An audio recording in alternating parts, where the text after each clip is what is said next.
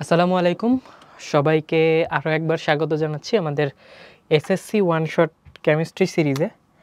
তো আজকে হচ্ছে আমরা খুবই সহজ এবং কম টাইমে কভার করা যায় এমন একটা চ্যাপ্টার নিয়ে আলোচনা করব। অধ্যায় 1 রসায়নের ধারণা। অনেকেই হয়তো এই চ্যাপ্টারটা ভালো মতো পড়ো না, আবার অনেকে ভালো মতো পড়ো। তো আমাদের চেষ্টা থাকবে যে এই চ্যাপ্টারটা যত কম সময়ে খুব তাড়াতাড়ি এফিশিয়েন্টলি পড়া যায়, কারণ এই চ্যাপ্টারের ইনফরমেশনগুলো খুবই ইম্পর্ট্যান্ট। আমরা ট্রাই করব যে এখান থেকে যদি সিকিউ আসে, যদি খুব বেশি বিপদে না পড়ি তাহলে হচ্ছে এখান থেকে সিকিউ আনসার করার দরকার নেই। কিন্তু এমসিকিউগুলা কিন্তু একদম যারা যারা হচ্ছে এমসিকিউতে 25-এ 25 পেতে চাও তাদের জন্য এই চ্যাপ্টারটা কিন্তু একটা ট্রোজান হর্স, হ্যাঁ, বেশ কাজে দিবে। তো আমি হচ্ছে পার্সোনালি ট্রাই করব যে তোমাদের এই চ্যাপ্টারটা খুবই ছোট একটা চ্যাপ্টার, ভলিউমের দিক থেকে পেজ নাম্বার কম, আমি একটু তোমাদের বই থেকে একটু অ্যানোট করে দেব বা হচ্ছে একটু দেখাই দিব যে এই চ্যাপ্টারটা আসলে কিভাবে পড়লে বেটার হয়। তো দেখো, এই যে তোমাদের প্রিয় বই রসায়নের প্রচ্ছদ দেখতে পাচ্ছি আমরা হচ্ছে প্রথম চ্যাপ্টারটাতে চলে যাই। হ্যাঁ, ওকে ওকে। তো দেখো, প্রথম চ্যাপ্টার হচ্ছে 16 পেজের টোটাল, প্রশ্ন সহ। তো ধরো আমার কাছে 10 মিনিট আছে, আমি 10 মিনিটের মধ্যে এই চ্যাপ্টারটা পড়ে হচ্ছে একটা প্রিপারেশন নিতে চাই, বা হচ্ছে আমি আগে অলরেডি পড়ছি, এখন 10 মিনিটের মধ্যে রিভাইজ করতে চাই। তাহলে কি কি জিনিস হচ্ছে দেখলে ভালো হয়। হ্যাঁ, তো চলো, এই যে শুরুতে হচ্ছে রসায়ন পরিচিতি, এই পেজটা ভাইয়া খুবই ইম্পর্টেন্ট। খুবই ইম্পর্টেন্ট কোন সেন্সে, এখান থেকে অনেকগুলো ইনফো আসে, আমরা যখন এমসিকিউ সলভ করবো একটু পরে তখন দেখব। তো দেখো, এই যে বিজ্ঞানের একটি শাখা হচ্ছে প্রাকৃতিক বিজ্ঞান, আমি জাস্ট এমনিতে রিড দিয়ে যাচ্ছি। আচ্ছা, এই যে দেখো রসায়নের সংজ্ঞা আছে এখানে, তো আমরা যেটা করবো যে রসায়নের সংজ্ঞাটা হচ্ছে পড়ে ফেলবো ঠিকঠাক। সরি, ওকে। তো এখান থেকে এই যে সংজ্ঞাগুলা একটু আলাদা করে হচ্ছে আমরা দেখব যে এই যে রসায়ন কি, প্রাকৃতিক বিজ্ঞানের একটা শাখা যেখানে হচ্ছে তোমার পদার্থের ধর্ম গঠন এগুলো নিয়ে আলোচনা করা হয়। এরপরে এই যে প্রাকৃতিক বিজ্ঞানের এখানে হচ্ছে কয়েকটা শাখা দেওয়া আছে, এগুলো হচ্ছে একটু পড়ে ফেলবো আমরা। দেন ইনফরমেশন কোথা থেকে শুরু হলো, দেখো এই যে এই পেজের এই জায়গাটাতে তোমার হচ্ছে যে ব্রোঞ্জ নিয়ে একটা ইয়ে আছে, ডিসক্রিপশন আছে যে খ্রিস্টপূর্ব 3500 অব্দের দিকে কপার এবং টিন ধাতুকে গলিয়ে হচ্ছে তোমার একটা কঠিন সংকর ধাতু তৈরি করা হয়, যেটার নাম কি, যেটার নাম হচ্ছে ব্রোঞ্জ। সংকর ধাতু কি সেটা আশা করি তোমরা জানো, যে আমরা ধাতুর গুণাগুণ বাড়ানোর উদ্দেশ্যে হচ্ছে কি বলে দুইটা এক্সট্রা ধাতু বা দুইটা বা ততোধিক ধাতু গলায় আমি হচ্ছে নতুন ফিচারওয়ালা একটা ধাতু তৈরি করতে চাই, যেটা যেমন ধরো কপার আর টিন গলায়, সেটার মধ্যে কপারের ধর্ম আছে, টিনের ধর্ম আছে, বাট ইটসেলফ এটা একটা নতুন জিনিস, এটার নাম হচ্ছে ব্রোঞ্জ। এটার ব্যবহার শুরু হয়েছিল কবে, সেই 3500 বছর আগে, সরি 3500 বছর আগে না, খ্রিস্টপূর্ব 3500 অব্দে, তার মানে হচ্ছে এখন কত চলে 2024। হ্যাঁ, তো 3500 আর 2000 প্রায় 5500 বছর। অনেক সময় এরকম ট্রিকি প্রশ্ন আসে যে কত বছর আগে ব্রোঞ্জের ব্যবহার শুরু হয়েছিল, অনেকে কিন্তু 3500 বছর দিয়ে দিবা, বাট অ্যাকচুয়ালি কত, অ্যাকচুয়ালি হচ্ছে তোমার ওই যে 3500 প্লাস 2000, ঠিক আছে, এরকম একটা প্রশ্ন আসতে দেখছি আমি। আচ্ছা, এরপরে পরের ধাপে হচ্ছে যে অ্যাটম নিয়ে আলোচনা, যে অ্যাটমের ধারণা প্রথম কে দেন। এখানে হচ্ছে একটা তুমি দেখতে পাবা যে প্রথমে ডেমোক্রিটাস বলছেন যে অ্যাটম বলে একটা জিনিস আছে, যেটা আসলে পদার্থকে ভাঙতে ভাঙতে ভাঙতে এক পর্যায়ে গেলে আর কিছু পাওয়া যায় না। পরবর্তীতে হচ্ছে ওইটা তখন কেউ গ্রহণ করে নাই, কিন্তু পরবর্তীতে আসলে গৃহীত হয়েছে, জন ডাল্টন দিছিল। আচ্ছা, এখানে আরেকটা পার্ট আছে আলকেমি। হ্যাঁ, আলকেমি কোনটা, এই যে তোমার কেমিস্ট্রি ওয়ার্ডটা কোথা থেকে আসছে, ওটা যদি আমরা একটু দেখি, যে মধ্যযুগীয় আরবের বা বেসিক্যালি হচ্ছে মিশরের রসায়ন চর্চাকে কি বলা হতো, আলকেমি বলা হতো, ঠিক আছে। আর গবেষক যারা হচ্ছে আলকেমি নিয়ে গবেষণা করতেন বা এই যে আলকেমি চর্চা করতেন তাদেরকে বলা হতো আলকেমিস্ট, ঠিক আছে। এবার আলকেমি এই ওয়ার্ডটা আসছে হচ্ছে আরবি শব্দ আলকিমিয়া থেকে, এবং আলকিমিয়া শব্দটি আবার এসেছে কিমি শব্দ থেকে, ঠিক আছে। তাহলে দেখো এখানে কিন্তু একটু প্যাচ লাগার অপশন আছে, আলকেমি শব্দ আসছে আরবি শব্দ কিমিয়া থেকে, আলকিমিয়া থেকে, তাহলে আলকেমি কিন্তু একদম প্রপার আরবি শব্দ না, আরবি শব্দ আলকিমিয়া থেকে উদ্ভূত, ঠিক আছে। আলকিমিয়া শব্দ আসছে আবার কিমি শব্দ থেকে। কিমি মানে কি, কিমি আসছে হচ্ছে এই যে কেমি বা কিমি, এই শব্দটা থেকেই বেসিক্যালি কেমিস্ট্রি শব্দটার উৎপত্তি, ঠিক আছে। তো আমরা এটাও দেখবো একটু পরে নোটে। আচ্ছা, আর একজনের নাম আছে এখানে দেখো, আলকেমিস্ট জাবির ইবনে হাইয়ান। সর্বপ্রথম গবেষণাগারে হচ্ছে রসায়নের গবেষণা করেন, এই জন্য হচ্ছে তাকে রসায়নের জনক বলা হয়। আর আধুনিক রসায়নের জনককে আধুনিকভাবে হচ্ছে রসায়নের প্রকৃত রহস্য উদ্বোধন করেন হচ্ছে Antonio Lavoisier, Robert Boyle, Sir Francis Bacon, John Dalton এরা, ঠিক আছে। তাই অ্যান্টোনিও ল্যাভোইসিয়েকে হচ্ছে আধুনিক রসায়নের জনক বলা হয়, ঠিক আছে। তো এই হচ্ছে আমাদের মোটামুটি এই 2 পেজের ইনফরমেশনগুলো খুবই ইম্পর্টেন্ট। তারপরে চলে আসলাম আমরা হচ্ছে এই ছকটা থেকে অনেক ইনফরমেশন আসে যে কাঁচা আম, পাকা আম, এইসব বিষয়, ঠিক আছে। এগুলো আমরা হচ্ছে পড়ে ফেলবো। এরপরে রসায়নের পরিধি বা ক্ষেত্রসমূহ, এখান থেকে হচ্ছে খুব একটা সিকিউ বা এমসিকিউ আসে না, জাস্ট একবার থরলি রিড দিব। যে ছকগুলো আছে এখানে, এই চ্যাপ্টারের ছকগুলো খুবই ইম্পর্টেন্ট, ঠিক আছে। এই ছকগুলো আমরা দেখব। এরপরে হচ্ছে অন্যান্য শাখার সম্পর্ক, এটা তুমি যদি ধরো যে সিকিউ আনসার না করতে চাও, দরকার নাই, হ্যাঁ, এটা তো তুমি জানো যে কোনটার সাথে কি পরিমাণ সম্পর্ক আছে, ঠিক আছে। এখন আমরা গবেষণা প্রক্রিয়া, এটা কিন্তু সিকিউতে আসে, এমসিকিউতে আসে, ঠিক আছে। এটা আমরা একটু পরে স্লাইডে দেখব। এইটা একবার একটু কষ্ট করে রিড দিয়ে ফেলো, ঠিক আছে, তাহলে ভালো হবে। আচ্ছা, এই যে 6টা ধাপ আছে, এই 6টা ধাপগুলো কিভাবে তাড়াতাড়ি মনে রাখা যায় সেটা আমরা একটু পরে দেখব। আচ্ছা, সবচেয়ে ইম্পর্টেন্ট পার্ট এই চ্যাপ্টারের, এবং এইটা তোমার একদম অ্যাডমিশন টেস্ট পর্যন্ত কাজে দিবে, যে এই যে ল্যাবরেটরির সতর্কতা বা ল্যাবরেটরিতে যে সাংকেতিক চিহ্নগুলো ব্যবহার করা হয় সেই জিনিসগুলো।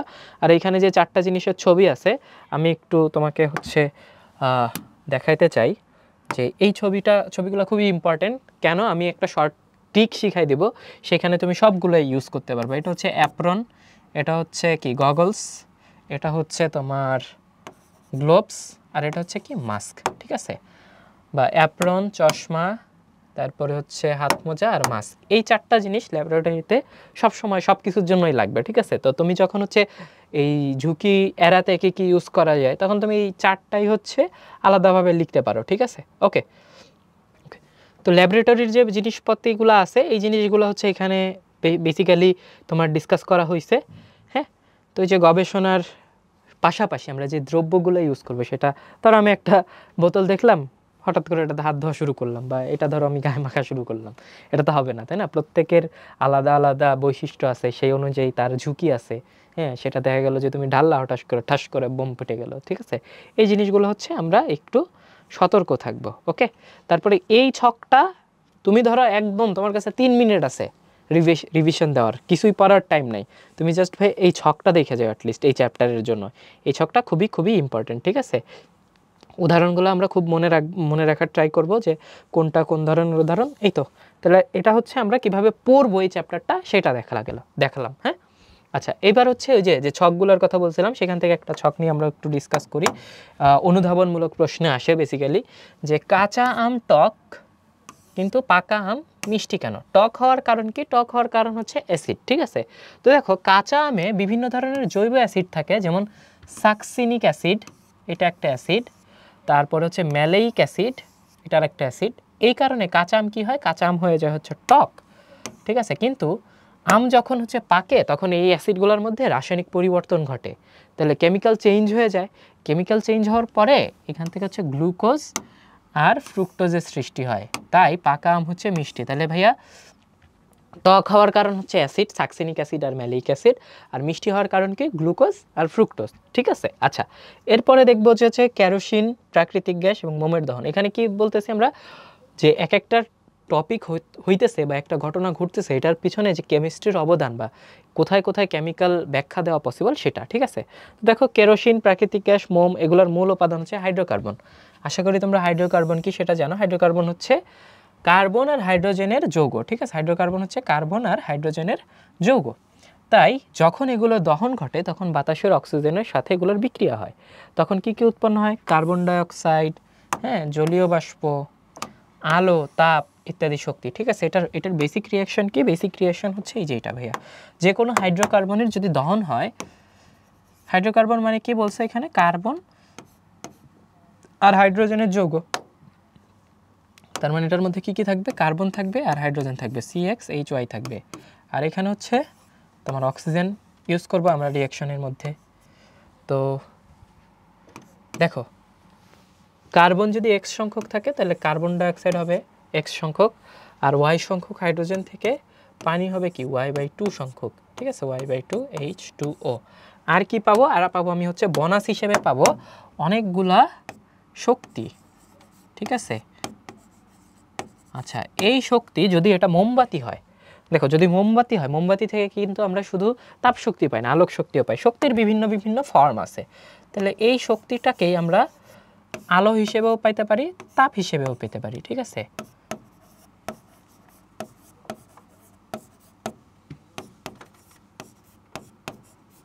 আলো হিসেবেও পেতে পারি, তাপ হিসেবেও পেতে পারি, বাট বেসিক রিয়াকশন হচ্ছে এখানে অক্সিজেনের যদি সমতাকরণ করতে চাও, O2 আসছে x সংখ্যক, আর এখানে হচ্ছে Y/2 সংখ্যক অক্সিজেন পরমাণু আসছে। তাহলে একটা অক্সিজেন অণুর মধ্যে আছে কয়টা অণু, সরি, একটা অক্সিজেন অণুর মধ্যে কয়টা পরমাণু আছে, 2টা। তাহলে আমি যদি 2টা অক্সিজেন পরমাণু নেই, 2টা অক্সিজেন পরমাণু থেকে আমি পাবো হচ্ছে একটা অক্সিজেন অণু। আমি যদি 4টা অক্সিজেন পরমাণু নেই, তাহলে আমি পাবো হচ্ছে 2টা অক্সিজেন অণু, তাই না? দেখো O2 হয়ে যাচ্ছে, O থেকে O2 হচ্ছে, তাহলে কি অর্ধেক অর্ধেক হয়ে যাবে না? তাহলে আমি যদি x সংখ্যক অক্সিজেন নেই, তাহলে আমি পাবো হচ্ছে x/2 সংখ্যক অণু।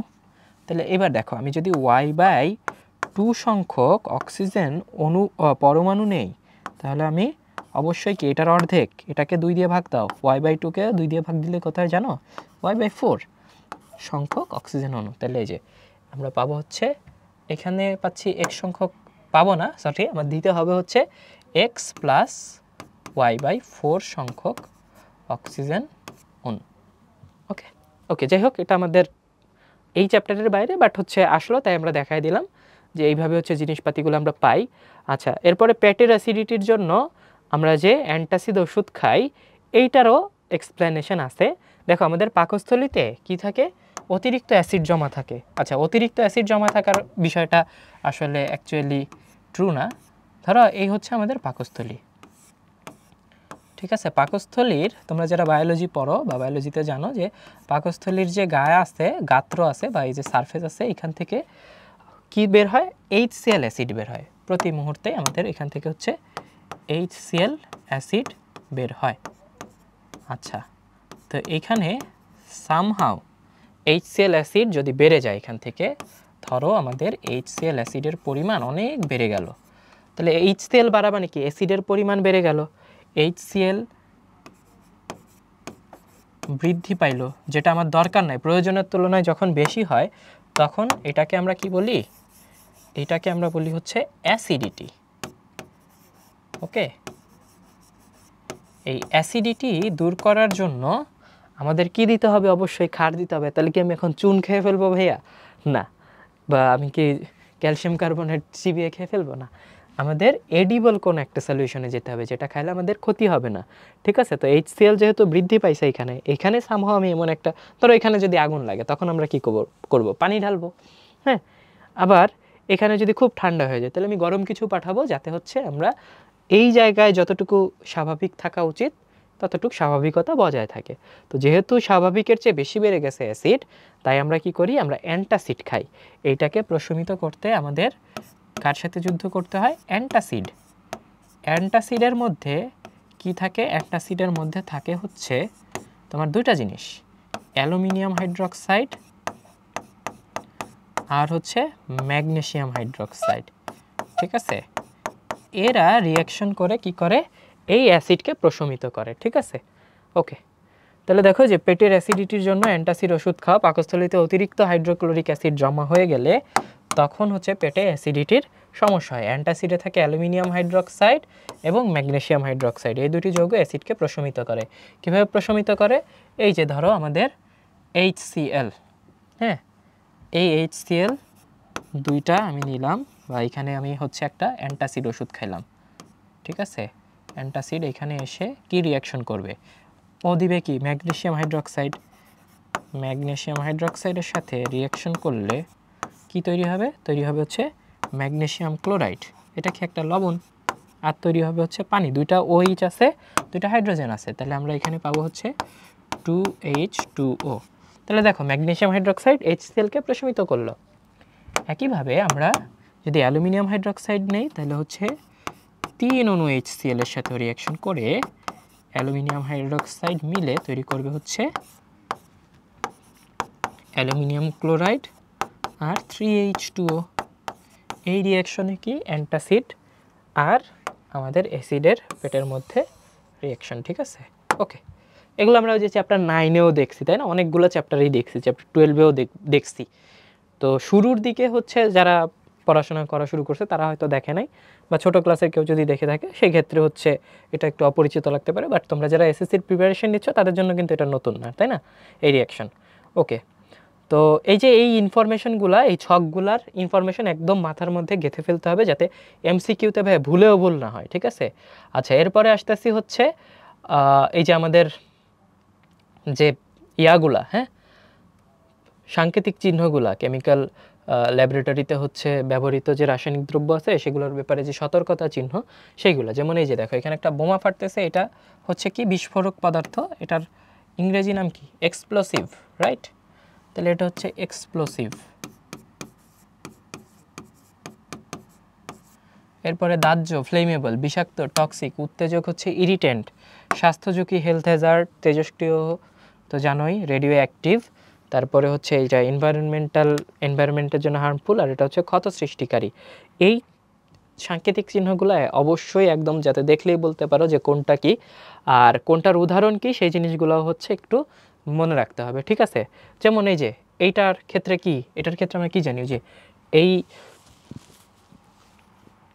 ফ্লেমেবল বা বোমা, ঠিক আছে, বোমার কথা মনে আছে, সবচেয়ে পরিচিত আমাদের বোমা এইটা টিএনটি, তাই না?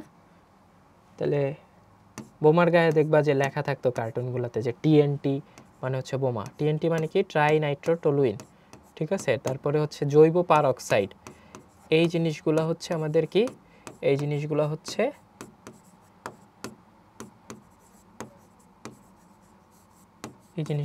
এক্সপ্লোসিভ, ঠিক আছে। আচ্ছা, এরপর আসতেছি ফ্লেমেবল। ফ্লেমেবল কোনগুলা, যেগুলো হচ্ছে খুব সহজে, এটা হচ্ছে দাহ্য বা ফ্লেমেবল, খুব সহজে আগুন ধরে যেতে পারে। কি কারা কারা আছে এদের মধ্যে? এদের মধ্যে আছে হচ্ছে অ্যালকোহল, ইথার,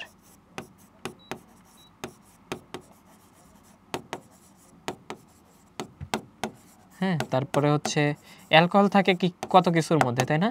তোমার বডি স্প্রে, তারপরে হচ্ছে অ্যারোসল, এই জিনিসগুলোর বোতলের মধ্যে কি থাকে, অ্যালকোহল থাকে না? তাহলে যে অ্যারোসলের বোতল, ওটার গায়েও দেখবা এই যে এরকম জিনিস দেওয়া থাকে, তাই না? তারপরে দেখবা যে গ্যাস সিলিন্ডার, এলপিজি, সিএনজি, এইগুলার গায়ে হচ্ছে তোমার এই ফ্লেমেবল এই সাংকেতিক চিহ্নটা ব্যবহার করা হয়, কারণ এগুলোতে আগুন লাগলে কিন্তু ফুটুস করে একদম আগুন ধরে যাবে। এটা কি টক্সিক বা বিষাক্ত। বিষাক্তর মধ্যে কে কে আছে, বেনজিন, তাই না? তারপরে হচ্ছে এরপরে কে আছে, এরপরে আছে হচ্ছে উত্তেজক পদার্থ, সিমেন্ট ডাস্ট, তারপরে লঘু ক্ষার, লঘু অ্যাসিড, এই জিনিসগুলো হচ্ছে উত্তেজক, পরিবেশের জন্য ক্ষতিকর, তেজস্ক্রিয়, এটা খুবই খুবই ইম্পর্ট্যান্ট। এটা ব্যবহৃত হয় হচ্ছে 1946 সালে, দ্বিতীয় বিশ্বযুদ্ধের পরে, যখন হচ্ছে আমাদের এই যে বোমা টোমা এই জিনিসগুলোর ব্যবহার অনেক বেড়ে গেছে, ঠিক আছে। তো তখন আসলে কোন জিনিসটা তেজস্ক্রিয় সেইটা ব্যবহার বন্ধ করা এবং নিয়ন্ত্রিত করা খুব জরুরি হয়ে পড়ছে। তো যার কারণে এই যে জাতিসংঘের সম্মেলনে 1946 সালে কি করা হয়, এই চিহ্নটা হচ্ছে লঞ্চ করা হয়। এই চিহ্নটার নাম কি, এই চিহ্নটার নাম হচ্ছে ট্রিফয়েল চিহ্ন। ট্রিফয়েল মানে কি, এই যে দেখো একটা গোল্লা থেকে 3টা রশ্মি বের হচ্ছে, ঠিক আছে। এটা দ্বারা বোঝাচ্ছি আমরা যে এটা একটা তেজস্ক্রিয় পদার্থ। তাহলে এটা ব্যবহার করা হয় কাদের জন্য, যারা হচ্ছে তেজস্ক্রিয় পদার্থ তাদেরকে প্রকাশ করার জন্য, ঠিক আছে। ওকে, আর উদাহরণ অভাব নাই, ইউরেনিয়াম, রেডিয়াম, হ্যাঁ, বেরিয়াম ইত্যাদি সহ সকল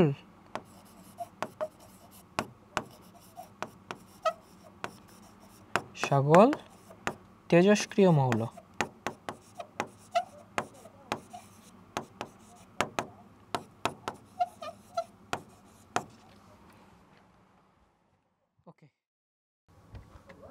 ওকে, তো সবগুলো আমরা হচ্ছে একটু দেখে নিই। এটা কি, এটা ছিল হচ্ছে টক্সিক, বিষাক্ত।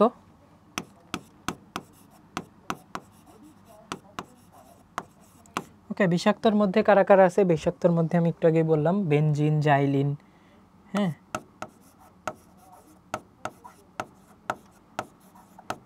বেনজিন, মিথানল,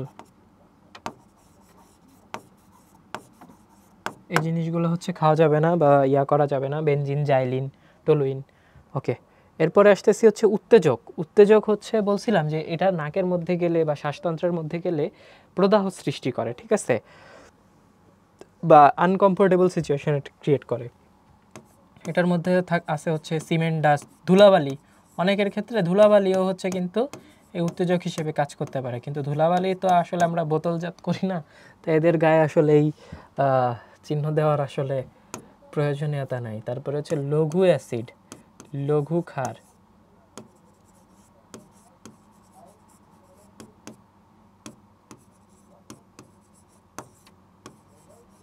আচ্ছা, লঘু অ্যাসিড, লঘু ক্ষার কি ভাইয়া? লঘু অ্যাসিড বা লঘু ক্ষার হচ্ছে যে কোনো অ্যাসিড বা ক্ষার কি আসলে একটা দ্রবণ, যেই অ্যাসিডগুলোর মধ্যে বা যেই অ্যাসিডের দ্রবণগুলোর মধ্যে অ্যাসিডের পরিমাণ কম, পানির পরিমাণ বেশি, ঠিক আছে। যেমন ধরো তুমি একটা শরবত বানাইছো, যেখানে চিনির পরিমাণ কম, পানির পরিমাণ বেশি, সেটা কি কম মিষ্টি, তাই না? তো লঘু অ্যাসিড মানে হচ্ছে কম মিষ্টি অ্যাসিড, ঠিক আছে, মানে যেইটার মধ্যে অ্যাসিড কম, পানি বেশি। লঘু ক্ষারও সেম। তাহলে এই জিনিসগুলো কি হিসেবে কাজ করবে? উত্তেজক হিসেবে কাজ করবে। এরপরে এই যে পরিবেশের জন্য ক্ষতিকর, হ্যাঁ, সরি, এটা পরিবেশের জন্য ক্ষতিকর না, এটা হচ্ছে স্বাস্থ্য ঝুঁকি। হ্যাঁ, এটার মধ্যে কি আছে? Health Hazard.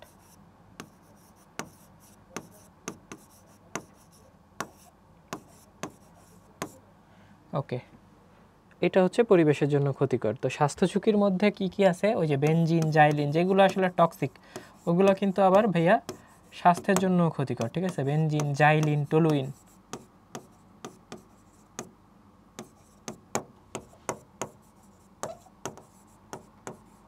ওকে, আচ্ছা, এরপরে আসতেছি হচ্ছে এই যে এটা হচ্ছে আমাদের পরিবেশের জন্য ক্ষতিকর, হার্মফুল ফর এনভায়রনমেন্ট। আর এটা হচ্ছে ক্ষয়কারী। ক্ষয়কারী কি? করোসিভ। আচ্ছা, ক্ষয় কারা করবে? যেটা হচ্ছে আমার চামড়ায় পড়লে চামড়া পুড়ে যাবে বা হচ্ছে ক্ষয় হয়ে যাবে। এটার মধ্যে আছে হচ্ছে তোমার গাঢ় অ্যাসিড,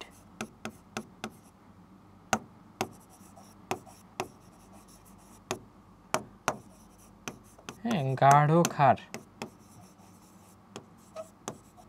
এরা। যেমন ধরো যে গাঢ় অ্যাসিড, গাঢ় ক্ষার কি? ওই লঘু অ্যাসিড আর লঘু ক্ষারের উল্টা, যেটার মধ্যে পানির পরিমাণ কম, অ্যাসিডের পরিমাণ বেশি, তো সেটা কি হবে? অবশ্যই তীব্রতা বেশি হবে সেটার মধ্যে।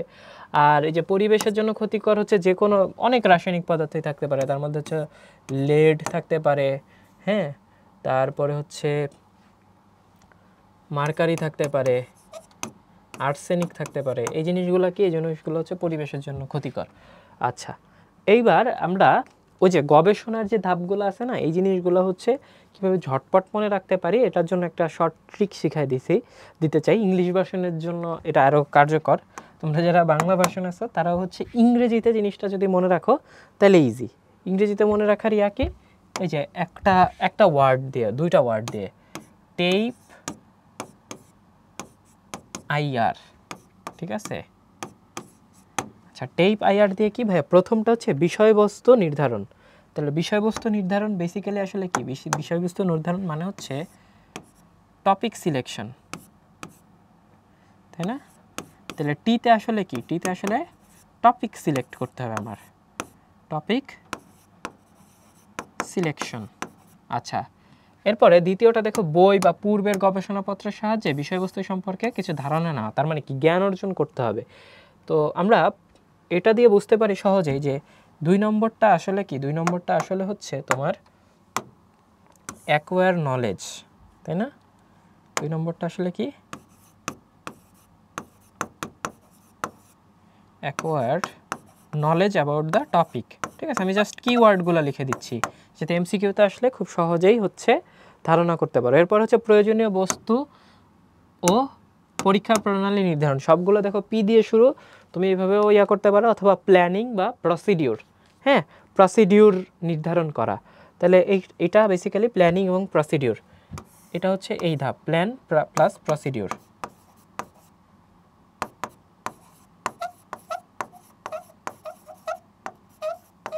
আচ্ছা, ইতে কি? ইতে হচ্ছে যে পরীক্ষণ, 4 নম্বর। 4 নম্বর হচ্ছে একদম ডিরেক্ট আমরা এক্সামাইন করব, ঠিক আছে, বা এক্সপেরিমেন্টেশন যেটাই বলো। আইতে কি? আইতে হচ্ছে ইনফরমেশন, তথ্য সংগ্রহ এবং তথ্য বিশ্লেষণ। তাহলে ইনফরমেশন কালেকশন এবং analysis, info collection plus analysis. আর আরে কি, আরে হচ্ছে ভাইয়া রিপোর্ট বা ফলাফল, ফলাফল ও ফলাফল নিয়ে আলোচনা। তো রিপোর্ট এবং রিপোর্ট নিয়ে ডিসকাশন, ঠিক আছে। তো রিপোর্ট লিখে রাখলেই হবে। তো দেখো এই যে ছোট্ট ওয়ার্ডটা টেপ, আইআর, টিতে টপিক সিলেকশন, এতে অ্যাকোয়ার নলেজ, পিতে হচ্ছে প্ল্যানিং প্লাস প্রসিডিউর, ইতে কি এক্সামিনেশন বা হচ্ছে ইমপ্লিমেন্টেশন এক্সপেরিমেন্টেশন, আইতে হচ্ছে ইনফো কালেকশন মানে ইনফরমেশন যেটা হয়েছে এই যে এক্সাম্পল থেকে বা পরীক্ষণ থেকে, সেখান থেকে কি করব ইনফরমেশন কালেকশন করব এবং অ্যানালাইজ করব। আর কি রিপোর্ট। তাহলে এই হচ্ছে আমাদের মোটামুটি গবেষণার যে ধাপগুলো আছে সেগুলো হচ্ছে যদি ধাপে ধাপে ইয়া করি তাহলে হচ্ছে আমাদের ইজি হয়, ঠিক আছে। তারপর হচ্ছে যে প্ল্যানিং প্রসিডিউর, হ্যাঁ। তাহলে এই হচ্ছে আমাদের মোটামুটি থিওরি এই চ্যাপ্টারে খুবই কম, তার মধ্যেও এটা বেশ আসে সিকিউতে প্লাস এমসিকিউতে। তো এই তো, চলো আমরা কিছু হচ্ছে কোশ্চেন দেখে নিই। তো দেখো এই যে শুরুতে, আচ্ছা আরেকটা জিনিস বলা হয় নাই, সেটা হচ্ছে এই যে ঝুঁকি প্লাস ঝুঁকির মাত্রা, ঝুঁকিপূর্ণ যে পদার্থগুলো আছে এটা থেকে সাবধানতা অবলম্বন করার জন্য আমি এই যে একটা কিওয়ার্ড যে বই দাগানোর সময় হচ্ছে লিখে দিছিলাম জিএমএ, ঠিক আছে। ইংরেজিতে মনে রাখতে পারো জিএমএ এই ওয়ার্ড দিয়ে, ঠিক আছে। কিভাবে দেখো, জিতে হচ্ছে দুইটা, অথবা জিজিএমএও লিখতে পারো। জিতে হচ্ছে গ্লোভস আর হচ্ছে গগলস, এম এ কি, এম এ হচ্ছে মাস্ক, আর এতে কি, এতে হচ্ছে অ্যাপ্রন। ওকে, তাহলে এই চারটা জিনিস আমার লাগবেই ল্যাবরেটরিতে। তো ধরো এই যে যদি এই জিনিসটা এক্সপ্লোসিভ হয় বা দাহ্য হয় তাহলে কি করতে হবে, দাহ্য হলে অবশ্যই ভাই যাতে আগুনের সংস্পর্শে না আসে এইটা ইনশিওর করতে হবে। আর ব্যক্তি পর্যায়ে তোমার কি করতে হবে, এটা নাড়াচাড়া করার সময় অবশ্যই এই যে মাস্ক, গ্লোভস, অ্যাপ্রন এই জিনিসগুলো হচ্ছে পরে নিতে হবে, নিরাপদ জায়গায় সংরক্ষণ করতে হবে, ঠিক আছে। তাহলে সবগুলোর সাথে আর একটা কি জিনিস অ্যাড করা যেতে পারে, সেটা হচ্ছে কি, এই জিনিস তো হচ্ছে আমার পার্সোনাল লেভেলে আমি সতর্কতা নিলাম, ঠিক আছে। এই জিনিসগুলো কি, যে রিসার্চার যে ল্যাবরেটরিতে থাকতেছে তার জন্য। আর কি, আর হচ্ছে এই যে কোনো পদার্থের জন্যই তুমি এই জিনিস পাবা কমন, এটা হচ্ছে ভাই নিরাপদ স্থানে সংরক্ষণ, নিরাপদ স্থানে সংরক্ষণ। তারপর হচ্ছে তাপ এবং আলো থেকে দূরে রাখা, শুষ্ক জায়গায় সংরক্ষণ, হ্যাঁ, শিশুদের নাগালের বাইরে রাখতে হবে। এই জিনিস তো ল্যাবরেটরি তো অবশ্যই শিশুদের নাগালের বাইরেই থাকবে, হ্যাঁ। সাবধানে নাড়াচাড়া,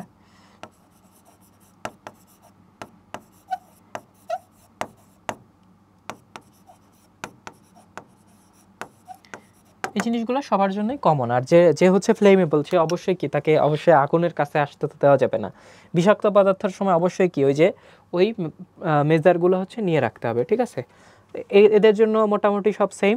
তো আমরা হচ্ছে সিকিউগুলো যখন দেখব, তো সিকিউ দেখো এটা বরিশাল বোর্ড 2022-এ আসছে।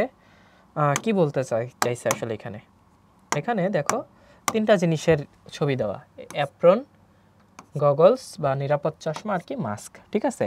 তো ল্যাবরেটরিতে এ এবং বি এর ব্যবহার আবশ্যক কেন ব্যাখ্যা করো। এ কি ভাইয়া অ্যাপ্রন, আর বি কি, বি হচ্ছে নিরাপদ চশমা। তো অ্যাপ্রনের কাজ কি, অ্যাপ্রনের কাজ হচ্ছে যে কোনো রাসায়নিক পদার্থ যাতে তোমার গায়ে না লাগে, তোমার বডিকে বা যে ল্যাবরেটরিতে আছে সে তার বডিটাকে বা ত্বককে রক্ষা করা, ঠিক আছে। এটা স্কিনকে প্রোটেক্ট করবে এবং যাতে হচ্ছে আগুন টাগুন লাগে বা হচ্ছে কোনো রাসায়নিক পদার্থ ধরো হঠাৎ করে ছিটকে আসে, তো সেটা আসলে প্রোটেক্ট করবে কে, অ্যাপ্রন। এবং যেই ল্যাবরেটরিতে আসলে যত ক্ষতিকর পদার্থ নিয়ে কাজ করা হয় সেইখানকার অ্যাপ্রন কিন্তু তত বেশি কি বলতো শক্তিশালী, যেমন ফায়ার প্রুফ অ্যাপ্রনও কিন্তু আছে। আচ্ছা, এরপরে আসতেছি গগলস। গগলস কি, তোমার চোখকে রক্ষা করবে। কি থেকে রক্ষা করবে, অ্যাসিড, ক্ষার বা যে কোনো এক্সপ্লোসিভ জিনিস থেকে, যেটা তোমার চোখে গিয়ে চোখের জ্বালাপোড়া সৃষ্টি করবে না বা চোখ একদম অন্ধ করে দিবে না, ঠিক আছে। আচ্ছা, বর্তমান প্রেক্ষাপটে সি এর ব্যবহার অত্যন্ত গুরুত্বপূর্ণ, তোমার উত্তরের সাপেক্ষে যুক্তি দাও। দেখো এটা আসছে 2022 সালে, তখন কি চলে, কোভিড চলে। তো এই যে মাস্কের ব্যবহার ল্যাবরেটরিতে যেমন এখানে হচ্ছে তোমার যে কোভিড সিচুয়েশন ইন্ট্রোডিউস করতে হবে, ঠিক আছে।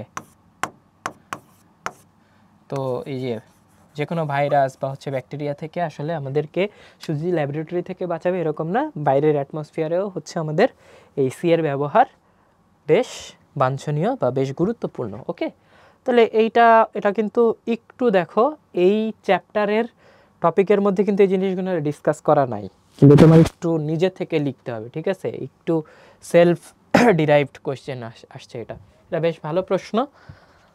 তো ধরো বিপদে পড়ে গেলে কিন্তু এই প্রশ্ন দিয়ে তুমি বাঁচতে পারো আর কি। আচ্ছা, এরপরে আসতেছে যে উদ্দীপকের 1 নম্বর পদার্থ হচ্ছে জাইলিন। 1 নম্বর টেস্ট টিউবে রক্ষিত পদার্থের ঝুঁকির মাত্রা এবং সাবধানতা ব্যাখ্যা করো। ওকে, তো 1 নম্বর পদার্থটা আসলে কি? 1 নম্বর পদার্থটা হচ্ছে জাইলিন, ঠিক আছে। আর 2 হচ্ছে যে magnesium chloride H2O, aluminium chloride H2O, এটা পরের বিষয়, এই চ্যাপ্টারের মধ্যে পড়ে জাস্ট এই প্রশ্নটা, ঠিক আছে। তো টেস্ট টিউবে রক্ষিত পদার্থটা ঝুঁকি। আচ্ছা, জাইলিন কোন সেগমেন্টে ছিল? চলো তো আমরা একটু দেখে আসি, আমরা কি এটা নিয়ে আলোচনা করছি নাকি। আচ্ছা, এই যে দেখো পেয়ে গেছি আমরা, বেনজিন, জাইলিন, টলুইন, এটা ছিল হচ্ছে স্বাস্থ্য ঝুঁকিতে, তাই না? আচ্ছা, তো স্বাস্থ্য ঝুঁকিতে যদি থেকে থাকে তাহলে এটার ঝুঁকি কি আসলে? এটার মধ্যে ঝুঁকি আছে অনেক, যে এটা যদি শ্বাস প্রশ্বাসের সাথে বা যে কোনোভাবে শরীরে গেলে কি করে? শরীরে গেলে হচ্ছে শরীরের ক্ষতি সাধন করে। এমন ক্ষতি হতে পারে যে এখান থেকে ক্যান্সার পর্যন্ত হয়ে যেতে পারে, ক্যান্সার এর ঝুঁকি আছে, ঠিক আছে।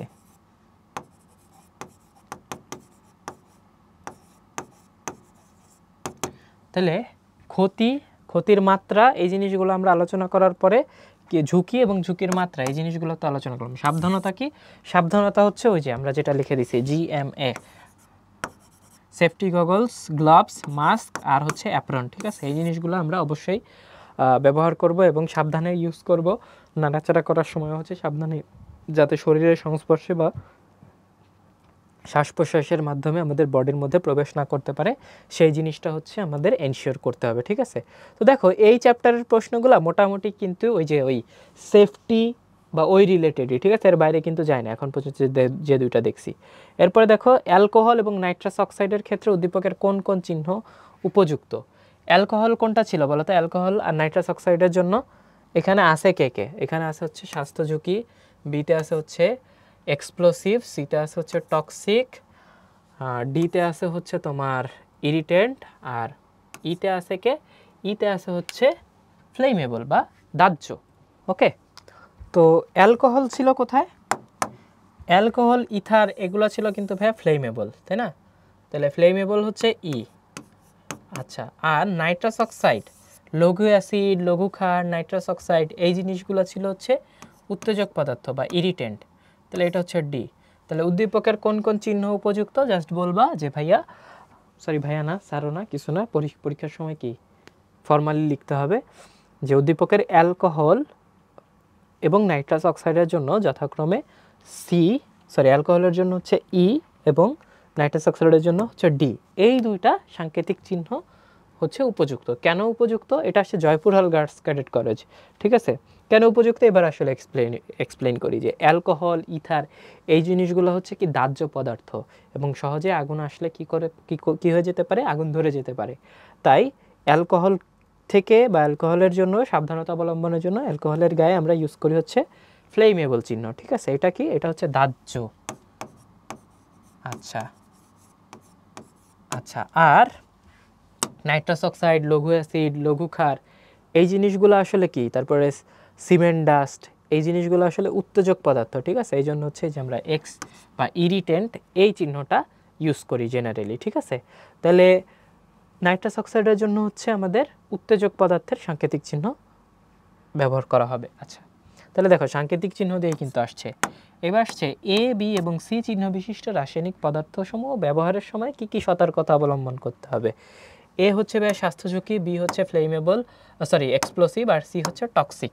প্রত্যেকের জন্য কিন্তু ভিন্ন ভিন্ন আছে, যে অবশ্যই এটা কি স্বাস্থ্য ঝুঁকি। স্বাস্থ্য ঝুঁকির সময় সবার আগে কাকে সেভ করতে হবে? যার স্বাস্থ্য আছে তাকে, তাই না? তাহলে তুমি যখন ইউজ করবা স্বাস্থ্য ঝুঁকির পদার্থ ইউজ করার সময় অবশ্যই কি করতে হবে? নিজেকে আগে ভালো মতো প্রোটেক্ট করতে হবে। নিজেকে প্রোটেক্ট করার ওয়ে কি? Goggles, gloves, mask, apron. এরপরে এটা অবশ্যই সাবধানে নড়াচড়া করতে হবে, যে কোনোভাবে যাতে শরীরে প্রবেশ না করতে পারে সেই জিনিসটা দেখতে হবে, এবং অবশ্যই নিরাপদ জায়গায় সংরক্ষণ করতে হবে। এরপর আসতেছে এক্সপ্লোসিভ। এক্সপ্লোসিভ কি? ঝাঁকি লাগবে বা হচ্ছে যে কোনো যদি ওকে যদি উন্মুক্ত করা হয় তাহলে কি হবে? ফেটে যাবে, বিস্ফোরণ হবে। তাহলে অবশ্যই এটার থেকে নিজে দূরে থাকার চেয়ে আগে হচ্ছে একে সংরক্ষণ করতে হবে ভালো মতো। অবশ্যই তালাবদ্ধ স্থানে সংরক্ষণ করতে হবে, সাবধানে রাখতে হবে। সংঘর্ষ বা ঘর্ষণ হয় এমন জায়গায় রাখা যাবে না, বাতাসের সাথে মুক্ত অবস্থায় কোনোভাবেই রাখা যাবে না। আচ্ছা, এরপর আসতেছি টক্সিক। টক্সিক পদার্থের ক্ষেত্রেও কিন্তু প্রায় এটার মতোই, ঠিক আছে। অবশ্যই যেহেতু টক্সিক, কার উপরে টক্সিকেশন খাটবে? অবশ্যই যে সামনে আসবে তার, ঠিক আছে, সেটা বিড়াল হোক, মানুষ হোক, কুকুর হোক। তো যেই আসুক তাকে আগে নিজে নিরাপদ হইতে হবে। নিজে নিরাপদ হওয়ার ওয়ে কি? ওই যে গগল, মাস্ক, অ্যাপ্রন, এই জিনিসগুলা পরে আসতে হবে। তারপরে কি করতে হবে? তারপরে হচ্ছে যে টক্সিক পদার্থটা আছে সেটাকেও সাবধানে রাখতে হবে, ঠিক আছে। তাহলে দেখো ওভারঅল তুমি যদি ওই যে বই থেকে ওই ছকটা পড়ে ফেলো ভাইয়া, হ্যাঁ, এই যে আমরা একটু এখান থেকে দেখেই বলি যে কি করতে হবে। দেখো, বিষাক্ত পদার্থের ক্ষেত্রে হচ্ছে শরীরে লাগলে বা শ্বাস প্রশ্বাসের মাধ্যমে শরীরে প্রবেশ করলে কি হইতে পারে? শরীরের নানা ধরনের ক্ষতি হয়ে যেতে পারে। তাহলে এই যে বেনজিন, ক্লোরোবেনজিন, মিথানল, এগুলো হচ্ছে টক্সিক। এ ধরনের পদার্থ ব্যবহারের সময় অবশ্যই দেখো এই যে apron, hand gloves, safety goggles, mask যা আছে সব কিছু ব্যবহার করতে হবে। আর একটা কী ছিল? আর একটা ছিল হচ্ছে আমাদের বি হচ্ছে কি? বি হচ্ছে ফ্লেমেবল, এক্সপ্লোসিভ। এটার থেকে খুব সাবধানে থাকতে হবে, নিজে খুব সাবধানে থাকতে হবে। এসব পদার্থ ব্যবহারের সময় মনে রাখতে হবে আঘাত লাগলে বা আগুন লাগলে প্রচণ্ড বিস্ফোরণ হতে পারে। তাই শরীরে এবং গবেষণাগারে মারাত্মক ক্ষতি হতে পারে। তাই দ্রব্যগুলো সাবধানে নাড়াচাড়া করতে হবে। অবশ্যই কি করতে হবে? সাবধানে নাড়াচাড়া করতে হবে। আর নিজে বাঁচার জন্য কিন্তু নিজের জন্য ওই সেফটি মেজার নিতে হবে, ঠিক আছে। এরপরে আসতেছে হচ্ছে এ কি? এ হচ্ছে স্বাস্থ্য ঝুঁকি। স্বাস্থ্য ঝুঁকিটা যদি আমরা দেখি, যে এই ধরনের পদার্থগুলো ত্বকে লাগলে, দেখছো যে স্কিনের কথা বলছিলাম, বা শ্বাস প্রশ্বাসের সাথে শরীরের ভেতরে গেলে শরীরে স্বল্পমেয়াদী বা দীর্ঘমেয়াদী ক্ষতি হতে পারে। এগুলো থেকে শরীর থেকে কি হতে পারে? ক্যান্সারের মতো কঠিন রোগ হতে পারে, শ্বাসতন্ত্রের ক্ষতি সাধন করতে পারে। তাই এই ধরনের উদাহরণগুলো হলো বেনজিন, টলুইন, জাইলিন। সতর্কভাবে রাখতে হবে, নিজে সতর্ক থাকতে হবে। Apron, hand gloves, safety goggles, দেখছো সবগুলোতে ঘুরে ফিরে একই কথা। তো তুমি যদি হচ্ছে একটা প্রপার আউটলাইন বানায় ফেলতে পারো নোটের মতো, সেটা সবার জন্য অ্যাপ্লিকেবল, ঠিক আছে। এবং কীভাবে বানাবা সেটা কিন্তু আমি অলরেডি বলে দিছি ভাইয়া, ঠিক আছে। ওকে, এবার আসতেছি আমরা কিছু অনুধাবনমূলক প্রশ্ন দেখবো এখানকার, যেগুলো নিয়ে হয়তো অলরেডি আমরা আলোচনা করে ফেলছি। যে চাষাবাদ কিংবা খাদ্যের জন্য আমরা রাসায়নের উপর নির্ভর করি কিনা? অবশ্যই নির্ভর করি। দেখো, চাষাবাদ বা হচ্ছে খাদ্যের জন্য আমরা যখন খাদ্য ফলাইতে যাই তখন কি হয়? আমরা ইনসেকটিসাইড ইউজ করি, তারপরে হচ্ছে ফার্টিলাইজার ইউজ করি, হ্যাঁ, যেগুলো আসলে সরাসরি কি একটা কেমিক্যাল প্রোডাক্ট। তো এই জিনিসটা লিখতে হবে যে সার বা কীটনাশক, এই জিনিসগুলো আসলে রাসায়নিকভাবে উৎপন্ন করা হয়, এবং এদের যে অ্যাক্টিভিটি, যে সার যে অ্যাক্টিভ হয় বা সার যে সার হিসেবে কাজ করে, সেটাও কিন্তু আসলে কি, সেটাও আসলে কেমিস্ট্রি অবদান বা কেমিক্যাল রিয়াকশনের মাধ্যমেই করে। ওকে, তাহলে এটা গেল। উদ্ভিদের খাদ্য উৎপাদনে রসায়নের সাথে সম্পর্কিত, একই, তাই না? দুটা ভাইস ভার্সা। আচ্ছা, অ্যারোসল বোতলে কোন সাংকেতিক চিহ্ন ব্যবহার করা হয়? ব্যাখ্যা করো। অ্যারোসল ফ্লেমেবল, তাই না? কেন? অ্যারোসলের মধ্যে থাকে কি? অ্যালকোহল। তাহলে ওই জিনিসটা আসলে বলতে হবে যে এটার মধ্যে অ্যালকোহল থাকে, তাই এটার গায়ে আমরা ফ্লেমেবল বা দাহ্য পদার্থ ব্যবহার করি। পাকা আম খেতে মিষ্টি লাগে কেন? একদম শুরুতেই দেখছি। কেন? কাঁচা আমের মধ্যে থাকে হচ্ছে অ্যাসিড, সাকসেনিক অ্যাসিড, ম্যালিক অ্যাসিড। আর পাকা আমের মধ্যে কি থাকে? পাকা আমের মধ্যে থাকে হচ্ছে গ্লুকোজ, ফ্রুক্টোজ, এই জিনিসগুলো। তো পাকা আমের মধ্যে গ্লুকোজ, ফ্রুক্টোজ থাকার কারণে এটাকে কি লাগে? মিষ্টি লাগে। দেখো, এটা ঢাকা বোর্ড 2024 সালে আসছে, একদম গরম গরম টাটকা প্রশ্ন। আচ্ছা, এরপরে আসতেছি ব্রোঞ্জ কি? দেখলাম না ব্রোঞ্জ কি? কপার আর টিন গলিয়ে যে সংকর ধাতুটা তৈরি করা হয় সেটাকে ব্রোঞ্জ বলে। ট্রিফয়েল কাকে বলে? ওই যে সাংকেতিক চিহ্ন, যেটা হচ্ছে তেজস্ক্রিয় রশ্মির ক্ষেত্রে ব্যবহার করা হয়, মানে সেই যে এরকম চেহারা, তাই না? এটাই তো ট্রিফয়েল, তাই না? এটা ব্যবহার করা হয় শুরু কত সালে? 1946 সালে। আচ্ছা, গবেষণা কি? গবেষণা হচ্ছে এই যে আমরা একটু আগে যে 6টা ধাপ দেখলাম, পরীক্ষা নিরীক্ষা বা পর্যবেক্ষণের দ্বারা কোনো বিষয় সম্পর্কে সাম্যক জ্ঞান লাভ এবং সিদ্ধান্তে পৌঁছানো কি? গবেষণা, তাই না? আচ্ছা, রসায়ন কি? রসায়ন একদম শুরুতে দেখছি, একদম বইয়ের শুরুর লাইনটাই, যে রসায়নের সংখ্যা কিন্তু আমরা দেখছি, তাই না? চলো একটু দেখে আসি, সবগুলাই দেখবো আমরা। তাহলে দেখো, যে বইটা যদি ভালো মতো রিড দাও তাহলে কিন্তু আসলে কোনো কিছুই প্যারা নাই, যে আমরা দাগায়ও দিছিলাম যে রসায়ন প্রাকৃতিক বিজ্ঞানের একটি শাখা যেখানে পদার্থের গঠন, পদার্থের ধর্ম এবং পদার্থের পরিবর্তন নিয়ে আলোচনা করা হয়। ঠিক আছে, তাহলে প্রাকৃতিক বিজ্ঞানের যে শাখায় পদার্থের পরিবর্তন, পদার্থের গঠন এবং পদার্থের পরিবর্তন নিয়ে আলোচনা করা হয় তাকে কি বলে? রসায়ন বলে। ওকে, তাহলে এই ছিল হচ্ছে আমাদের সিকিউগুলো। মোটামুটি এখান থেকে আসা খুবই কম পরিমাণে হচ্ছে সিকিউ আসছে বোর্ডে, কিন্তু জ্ঞান বা অনুধাবনমূলক কিন্তু ভালোই আসে। এমসিকিউ আসে প্রচুর। তো আমরা এই চ্যাপ্টারটা টার্গেট করব বেসিক্যালি এমসিকিউতে ভালো করার জন্য। এমসিকিউতে যাতে আমাদের একটা ভালো নাম্বার আসে সেই জিনিসটা যাতে এনশিওর্ড হয়। তো দেখো কোনটি উত্তেজক পদার্থ? উত্তেজক পদার্থ কি বলছিলাম আমরা? উত্তেজক ছিল হচ্ছে লঘু অ্যাসিড, লঘু ক্ষার, তারপরে কি সিমেন্ট ডাস্ট, নাইট্রাস অক্সাইড, এগুলা। ঠিক আছে, তাহলে এই যে রাইট অ্যান্সার হচ্ছে এ। আচ্ছা, ক্লোরোবেনজিন, মিথানল, বেনজিন, এই তিনজনই কি জানো? তিনজনই হচ্ছে ভাইয়া টক্সিক।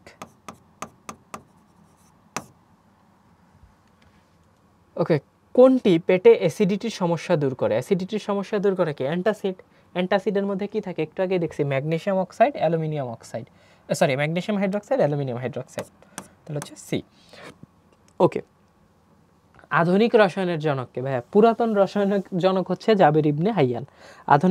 আধুনিকেরটাকে অ্যান্টোনিও ল্যাভোইসিয়ে। এখানে হচ্ছে বানানটা ভুল হয়েছে, ল্যাভোইসিয়ে হবে, তাই না? অ্যান্টোনিও ল্যাভোইসিয়ে। আচ্ছা, এগুলো কিন্তু সবগুলো গরম গরম প্রশ্ন। দেখো ঢাকা বোর্ডেও আসছে বা চট্টগ্রাম বোর্ডে আসছে 20 সালে। ঠিক আছে, রিপিট, এটাও কিন্তু রিপিট। আধুনিক রসায়নের জনককে, তাহলে একই ইনফরমেশন ঘুরায় পেঁচে আসার তো সুযোগ নাই, বারবার আসছে, তাই না? ওকে, তো এরপর আসতেছে পাকস্থলীতে কোন অ্যাসিড প্রশমিত করার জন্য ব্যবহৃত হয়? অ্যাসিডকে প্রশমিত করার জন্য কোনটি ব্যবহৃত হয়? ম্যাগনেসিয়াম হাইড্রোক্সাইড, একটু আগে দেখছি। তাহলে ম্যাগনেসিয়াম হাইড্রোক্সাইড। হ্যাঁ, ওকে, তো পরেরটা দেখি চলো। কোন ভাষার শব্দ হতে কেমিস্ট্রি শব্দের উৎপত্তি হয়েছে? আরবি, ফার্সি, গ্রিক? আরবি না? একটু আগেই দেখছি আমরা, তাই না? আচ্ছা, আলকিমিয়া। আচ্ছা, মিথানল পূর্ণ বোতলে কোন সার্বজনীন চিহ্নটি ব্যবহার করা হবে? মিথানল কি ছিল? টক্সিক, বিষাক্ত। তাহলে এই হচ্ছে টক্সিক। ঠিক আছে, যে কঙ্কালের গায়ে দুইটা হাড্ডি।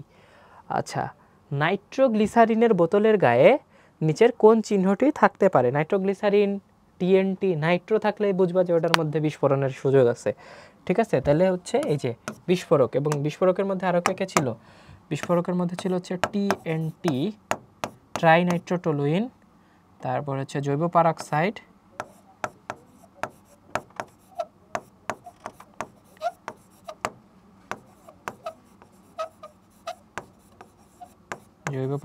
আর কে? আর ছিল হচ্ছে nitroglycerine.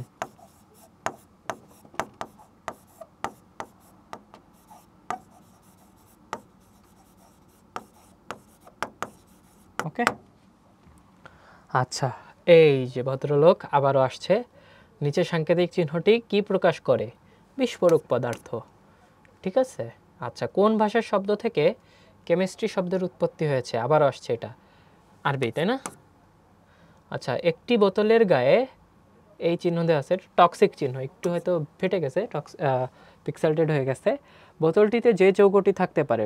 Toluene, nitroglycerine, chlorobenzene, sulphuric অ্যাসিডের ঘন দ্রবণ। একটু আগে দেখছি টক্সিকের মধ্যে কি থাকতে পারে? বেনজিন বা ক্লোরোবেনজিন। ঠিক আছে, আচ্ছা, বিস্ফোরক পদার্থ কোনটি? অবশ্যই কি টিএনটি, তাই না?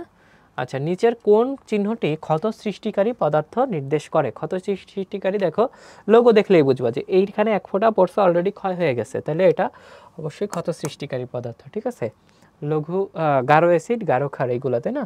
আচ্ছা, নিচের কোন চিহ্নটি জারক গ্যাস বা তরল নির্দেশ করে? আচ্ছা, এটা তোমাদের বইয়ে নাই, এটা আগের কারিকুলামে ছিল। দেখো দুইটা চিহ্ন আছে, একটা হচ্ছে ভাইয়া, এটা আসলে ইচ্ছা করেই রাখা, যাতে হচ্ছে ধরো কোথাও আসলে যাতে তুমি পারো। ঠিক আছে, যদি এরকম থাকে জাস্ট আগুন। ঠিক আছে,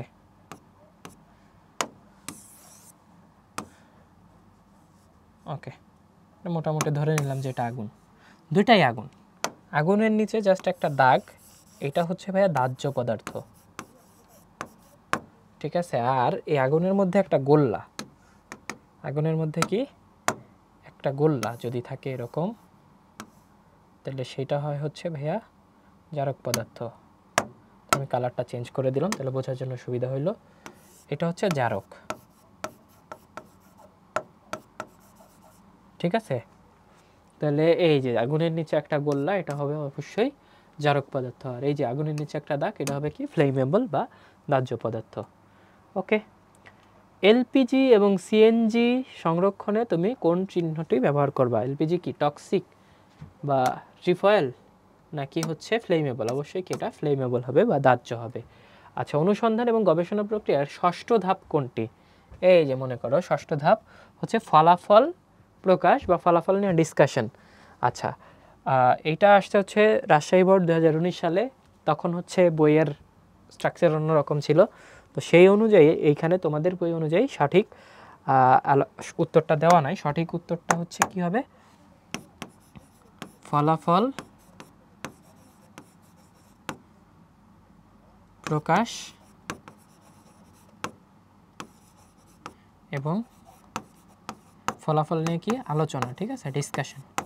তাহলে রিপোর্ট রিলেটেড জিনিসপাতি, আগাম ধারণা আসলে অ্যাকচুয়াল না, ঠিক আছে। ওই যে তুমি ওই ওয়ার্ডটা মনে রাখবা, টেপ আইআর। টি হচ্ছে প্রথমটা টপিক সিলেকশন বা বিষয়বস্তু নির্ধারণ, এ হচ্ছে অ্যাকোয়ার নলেজ, বিষয়বস্তু সম্বন্ধে সম্যক ধারণা অর্জন, তারপর হচ্ছে পিতে হচ্ছে প্রসিডিউর বা পরীক্ষণ প্রণালী নিয়ে হচ্ছে নির্ধারণ, তারপরে হচ্ছে ইতে কি পরীক্ষণ করা, আইতে হচ্ছে ইনফরমেশন কালেকশন এবং অ্যানালাইসিস, আরে হচ্ছে রিপোর্ট, ঠিক আছে। ওকে, তো দেখো অনুসন্ধান এবং গবেষণা প্রক্রিয়ার সর্বশেষ ধাপ, ষষ্ঠ ধাপ বলছে এখানে। সর্বশেষ ধাপ কোনটি? সর্বশেষ আর ষষ্ঠ কি একই না? এটাও ওই যে দেখো আগের ইয়া, ঠিক আছে। ফলাফল সম্পর্কে আগম ধারণাকরণ, বিজ্ঞান এবং মানব কল্যাণের প্রভাব। বেসিক্যালি একটা ছিল হচ্ছে ষষ্ঠ ধাপ, ঠিক আছে। ষষ্ঠ ধাপের পরে হচ্ছে সপ্তম ধাপটা নিয়ে হচ্ছে এখানে আলোচনা করা হয়েছিল। ওই আলোচনার পার্টটা হচ্ছে তোমার পরবর্তীতে বিজ্ঞান এবং মানব কল্যাণের প্রভাব হিসেবে ছিল, ঠিক আছে। বাট এটাও কিন্তু সঠিক উত্তরটা দেওয়া নেই এখানে। ওকে, কোন চিহ্নটি 1946 সালে আমেরিকাতে প্রথম ব্যবহৃত হয়েছিল? অবশ্যই কি ট্রিফয়েল, ঠিক আছে। আচ্ছা, বাট সর্বশেষ ধাপ যদি বলি আমরা কিন্তু এটাই, ঠিক আছে, ফলাফল প্রকাশ এবং আলোচনা। ওকে, আচ্ছা, পরীক্ষণ এবং তথ্য উপাত্ত সংগ্রহ অনুসন্ধান প্রক্রিয়ার, অনুসন্ধান বা গবেষণা কাজের কততম ধাপ? পরীক্ষণ, এক্সাম, তোমার হচ্ছে এক্সপেরিমেন্টেশনটা কত ধাপে ছিল? দেখো লিখি TAPE, ইটা ছিল হচ্ছে এক্সপেরিমেন্টেশন বা এক্সামিন, তাহলে হচ্ছে চতুর্থ ধাপ, তাই না? আচ্ছা, পেটের অ্যাসিডিটির জন্য এটা আসছে, দেখো আমরা এখন কিছু স্কুলের প্রশ্ন দেখব। পেটের অ্যাসিডিটির জন্য কোন অ্যাসিডটি দায়ী? এটা হচ্ছে মণিপুর স্কুলে, আবার হচ্ছে লালমনিরহাট বালিকা উচ্চ বিদ্যালয়ে, এটা হচ্ছে অবশ্যই কি HCl। আচ্ছা, আলকেমি শব্দটা আসছে কি প্রাচীন এবং মধ্যযুগীয় রসায়ন চর্চা, আলকেমিয়া শব্দ থেকে উদ্ভূত, মিশরীয় শিল্পকলা, না এটা না। ওকে, তাহলে রাইট আনসার হচ্ছে এই তোমার 2 ও 3, ঠিক আছে। তো এই তো আমাদের আজকের যে টপিকটা বা আজকের যে চ্যাপ্টারটা, মোটামুটি আমরা এই কয়েকটা প্রশ্ন নিয়েই হচ্ছে সাজানো। তো তোমাদের প্রতি হচ্ছে এখন রিকোয়েস্ট থাকবে যে এই চ্যাপ্টারটা একবার ভালো মতো রিড দিবা। হ্যাঁ, পুরা 16 পেজ তো বেশিক্ষণ লাগবে না, ঠিক আছে। তো রিড দেওয়ার পরে হচ্ছে এই চ্যাপ্টারের কোয়েশ্চেনগুলো হচ্ছে নিজে নিজে সলভ করার ট্রাই করবা। তো সবার জন্য অনেক শুভকামনা থাকলো। সবাই সামনে যে পরীক্ষা যেটার জন্য প্রস্তুতি নিচ্ছ সেটা যাতে সফলভাবে উত্তীর্ণ হতে পারো, এই দোয়া রইল। আল্লাহ হাফেজ, আবার হয়তো দেখা হবে অন্য কোনো ক্লাসে।